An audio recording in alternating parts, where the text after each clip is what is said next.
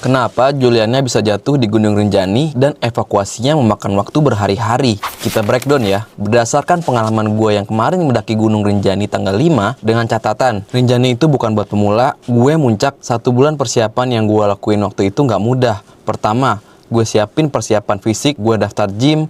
Kedua, gue siapin belanja perlengkapan pribadi, alat, dan logistik. Ketiga, gue pelajarin treknya, suhunya, dan gue nggak sendirian, gue pakai trip. Orang bilang Rinjani itu indah, dan iya, itu benar. Tapi mereka tuh jarang cerita seberapa kejam jalannya, seberapa dingin malamnya, seberapa hening rasa takut yang datang waktu lo sendirian di tengah badai. Jadi, kenapa Juliana bisa jatuh di Gunung Rinjani? Pertama, jalurnya itu ekstrim dan curam, guys. Juliana itu jatuh di sekitar Pelawangan Sembalun, yang merupakan jalur tepi kawah menuju puncak.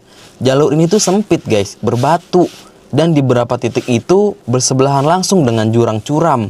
Yang kedua, cuacanya itu nggak bersahabat. Saat itu kabarnya cuaca berubah, guys. Di Rinjani, badai itu bisa datang tiba-tiba, membuat tanah menjadi licin, dan jarak pandang kita itu jadi terbatas karena kabut. Yang ketiga, kemungkinan salah langkah atau kehilangan keseimbangan. Jadi, Juliana kenapa bisa jatuh di Rinjani itu belum ada konfirmasi pasti soal penyebab langsung jatuhnya Juliana. Namun, berdasarkan laporan, dia itu terpreset dan jatuh ke jurang sedalam sekitar 600 meter. Terus kenapa bang evakuasinya lama bang dan sangat sulit dan lama? Pengalaman gua untuk naik dari Sembalun ke puncak itu, gua sendiri memakan waktu kurang lebih 18 jam. Dengan tidur dulu di Pelawangan, dilanjut bangun jam 12 pagi untuk summit sampai puncak. Sementara tim SAR ini hanya butuh waktu 8 jam untuk sampai tempat kejadian. Gila kan? Kedua, lokasi jatuhnya itu sangat sulit dijangkau. Juliana itu jatuh ke tebing yang curam dan berbatu. Lokasinya ini tuh nggak bisa diakses sama jalur biasa, sehingga butuh peralatan panjat tebing dan evakuasi khusus. Buat yang belum tahu Rinjani, gue jelasin dikit ya. Pada saat summit Rinjani, treknya itu tuh full pasir bebatuan, yang mana ketika kita naik 1 langkah, itu bisa turun 2 langkah. Bayangin, tim SAR naruh tiang di trek itu yang berpasir, yang bahkan buat nahan beban kita aja nggak bisa.